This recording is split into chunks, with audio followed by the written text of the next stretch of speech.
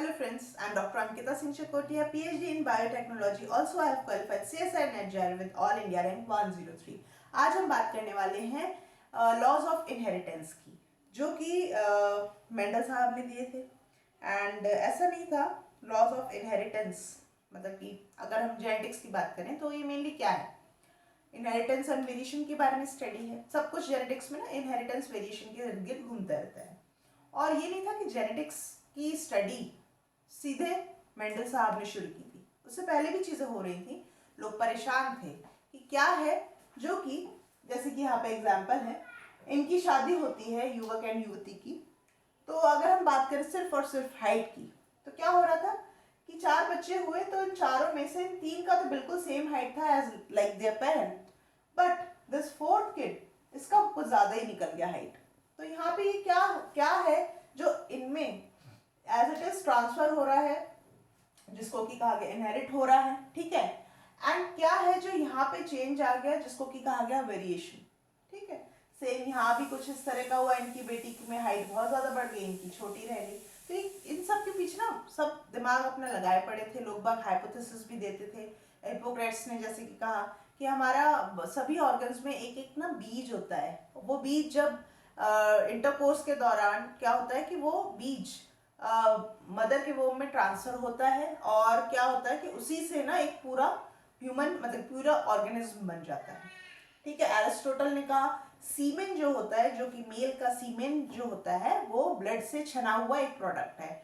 और क्या होता है कि ब्लड में ना एक ऐसा कुछ कंपोनेंट है जो फ्लो करता है, जो कि अल्टीमेटली एक बच्चा बना सकता है, उसमें वो पावर है। तो जब सीमेन बनता है ना, तो सीमेन में ट्रांसफर होता है, फिर जब सेक्स के दौरान जब मदर के मतलब यूट्रस में जाता है, तो वो एक मतलब इस तरह की हाइपोथेसिस हर कोई दे रहा था। किसी के पास कोई एविडेंस एक्सपेरिमेंट नहीं किए थे, सब वर्बली बोले जा रहे थे। बस इतना पता चल गया था कि हाँ सेक्सुअल रिप्रोडक्शन होता है, जिस वजह से ये सारी चीज़ें इनहेरिटेंस वेरिएशन ये सब हो रहा है, ठीक है। तो ये चीज़ें प्लांट्स में भी इस तरह से लोग स्टडी कर रहे थे। तो प्लांट इस तरह की करेंगे तो सेम होता था, चाहे वो ड्वार्फ हो चाहे वो टॉल हो, ठीक है। नाउ 1856 से लेके 1863 7 साल जेनेटिक्स के लिए बहुत इंपॉर्टेंट रहे, क्योंकि Gregor John Mendel, father of genetics, इन्होंने क्या किए थे, इसी दौरान सारे अपने एक्सपेरिमेंट लगाए थे। इससे 2 साल पहले तक, मतलब 1854 से 56 तक ना, ये वेरिएशन पे ध्यान नहीं देते, ये कांस्टेंट जो कॉन्स्टेंसी लाइक ये इस तरह के प्लांट सेम फीचर वाले सेम कैरेक्टर वाले प्लांट्स के लेके स्टडी कर रहे थे कि 2 टॉल का अगर मैं करूंगा तो अल्टीमेट क्या प्रोडक्ट मिलेगा, या 2 ड्वार्फ का अगर कैरेक्टर वालों के प्लांट का ब्रीड कराऊंगा तो क्या मुझे प्रोडक्ट मिलेगा। तो वो कॉन्स्टेंसी चली आ रही थी, तो he was totally focused on the constituency in for the period of 1854 से लेके 1856 तक। अब उनका ध्यान गया वेरिएशन की, क्यों कुछ प्लांट्स छोटे भी हैं, और अगर मैं इन छोटे और बड़े का, जैसे अगर एक कैरेक्टर को लेके अगर वो चले कि छोटे बड़े का अगर मैं क्रॉस करवाऊंगा तब क्या मुझे रिजल्ट मिलेगा, तो ऐसे करते कराते ना उन्होंने तकरीबन 28,000 प्लांट्स पे एक्सपेरिमेंट कर मारा। और अच्छी बात ये थी, मतलब कि वो क्यों फादर ऑफ जेनेटिक्स बन पाए, क्योंकि एक तो उन्होंने बायोलॉजी और मैथमेटिक्स का इस बार कंबाइन किया था। हर एक एक्सपेरिमेंट के रिजल्ट में ना वो मैथ्स का कुछ ना कुछ कैलकुलेशन जोड़ देते थे, ठीक है। और सारे रिकॉर्ड्स उन्होंने बड़े तरीके से संजो के रखे, तो वो एविडेंस बन के सामने आए कि हाँ भैया गलत नहीं है स्टडी, कुछ भी वेग स्टडी नहीं है, ये प्रूव है इनके पास में।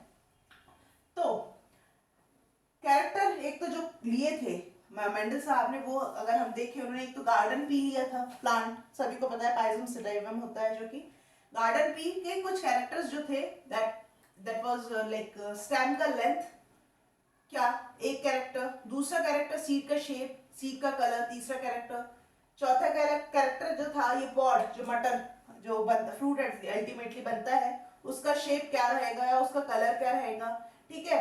नाउ फ्लावर का पोजीशन क्या रहेगा, एक्सियल या टर्मिनल, या फ्लावर का कलर क्या रहेगा।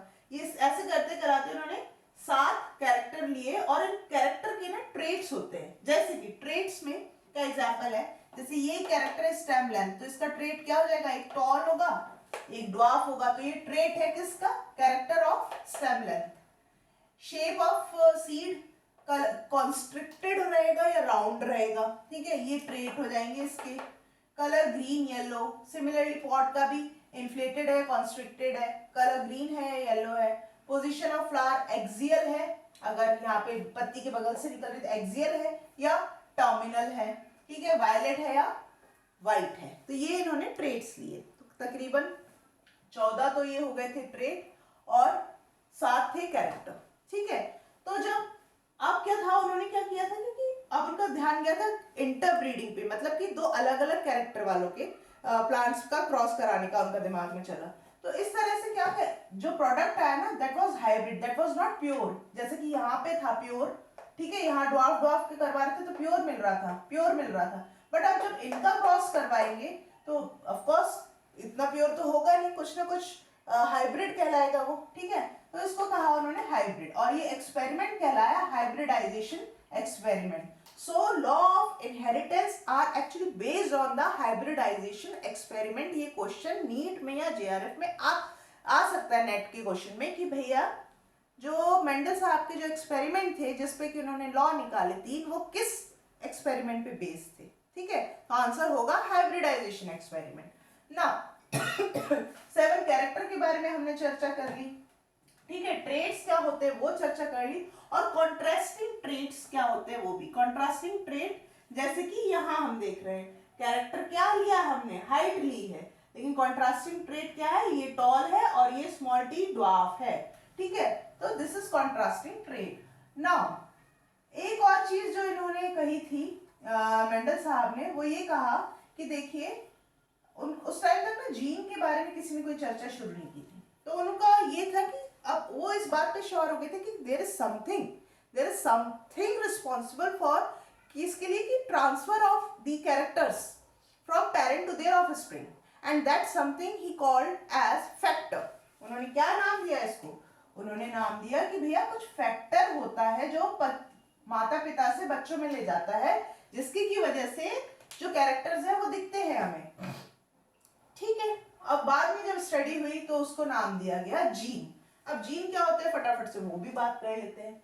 हमें मालूम है कि ये क्रोमोसोम होता है, ठीक है, क्रोमोसोम होता है।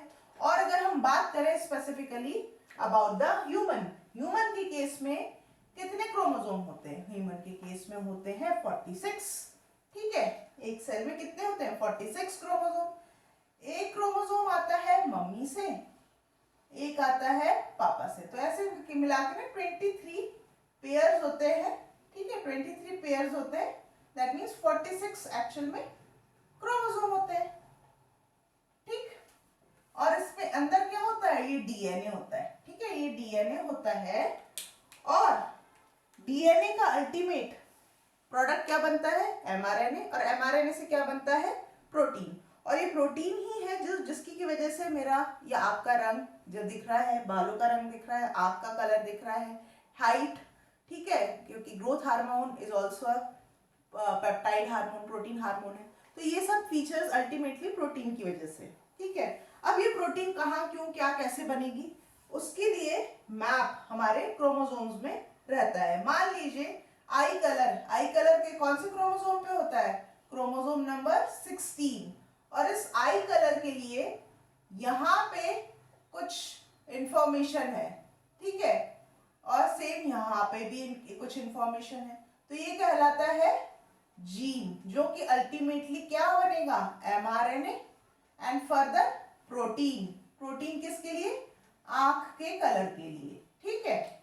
Now what is locus? Locus is the position of a particular gene on this chromosome, on इस पे क्या, किसी भी क्रोमोसोम पे तो कोई जीन की कोई पोजीशन होती है, लोकेशन होती है, वो फिक्स रहती है, ठीक है। मुझ में, आप में, और या दुनिया के कहीं के भी इंसान में ना, अगर क्रोमोसोम नंबर 16 पे वो लोकेशन, मतलब कि क्या कहते हैं, आई कलर के लिए वो रिस्पॉन्सिबल है, तो वो उसी पोजीशन पे पाया जाएगा, ठीक है, that is called as locus. Now मैंने क्या बताया कि ये क्रोमोसोम 23 पेयर्स होते हैं, ठीक है। 23 पेयर्स में एक क्रोमोसोम आता है मदर से, एक आता है फादर से, ठीक है। नाउ अब क्या हो रहा है कि जैसे मेरी आई का कलर मेरे मदर से ज्यादा मैच करता है, मेरे फादर का क्योंकि ब्लैक था उनसे ज्यादा मैच नहीं करके मेरे मदर से करता है डार्क ब्राउन।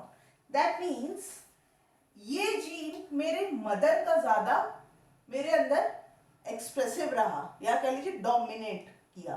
लेकिन ऐसा नहीं है कि मेरे फादर से जो मेरे अंदर क्रोमोसोम आया उसमें ये जीन नहीं था वहां भी, बट वहां उतना नहीं एक्सप्रेस करके मेरी मदर वाला किया। सो दो the gene that is responsible for same character, ठीक है, सेम कैरेक्टर के लिए जो जीन रिस्पॉन्सिबल होते हैं वो कहलाता है क्या, अलील, ठीक है, अलील, ठीक। अलील दोबारा बताती हूँ, the gene that is responsible, that is present on the same chromosome, same number of chromosome and is responsible for same character, that is called as allele. Fine. Now, allele हो गया, जीन हो गया, locus हो गया। Homozygous and heterozygous भी बता देती हूँ जल्दी से। होमोजाइगस जैसे कि अगर हम बात करें इस वाले प्लांट की बात करें, ठीक है ना, अगर हाइट के लिए मान लीजिए ये क्रोमोसोम था इनमें भी, ठीक है, ये पेयर था एक। हाइट के लिए अगर यहाँ पे कोई जीन था, मान लीजिए इस वाले प्लांट में अगर एक मदर से आया और एक फादर से आया है, और ये वाला भी जीन, दोनों ही जीन बढ़िया तरीके से एक्सप्रेस हो रहे हैं, तो ये कहलाता है होमोजाइगस, ठीक है। और क्योंकि ये मदर एंड फादर कैसे थे, एक जैसे, इनका जीनोटाइप भी सेम ही था, कोई वेरिएशन नहीं था। बट यहाँ वाले केस में क्या होगा, यहाँ सिचुएशन, इनसे जो प्रोडक्ट बना है ना हाइब्रिड, उसके केस में चीजें गड़बड़ होंगी। क्यों? क्योंकि यहाँ एलील, इस वाले पेरेंट का एलील तो कैसा था, बढ़िया था, टॉल बनाने के लिए रिस्पॉन्सिबल था। बट इस वाले का कैसा था, इस वाले का था ड्वार्फ, ये हाइट के लिए उतना अच्छा नहीं था, ये छोटा सा था, ठीक है। That's why it is called as heterozygous, heterozygous. क्यों? क्योंकि यहाँ पे जीन्स में एक जैसे नहीं थे, जबकि यहाँ होमोजाइगस में एक जैसे थे। तो ये प्रोडक्ट क्या कहलाएगा, this is called as heterozygous, while this type of product is called as homozygous. Fine. So this is all about the terms related to the genetics, important terms, और कैसे genetics की शुरुआत हुई, laws, monohybrid, dihybrid and laws, जो भी laws हैं genetics के, वो हम आगे के lectures में discuss करेंगे, ठीक है। अभी करेंगे तो बहुत लंबा lecture हो जाएगा क्योंकि, तो मिलते हैं आगे के lectures के साथ में। Till then stay safe and stay blessed. Bye bye.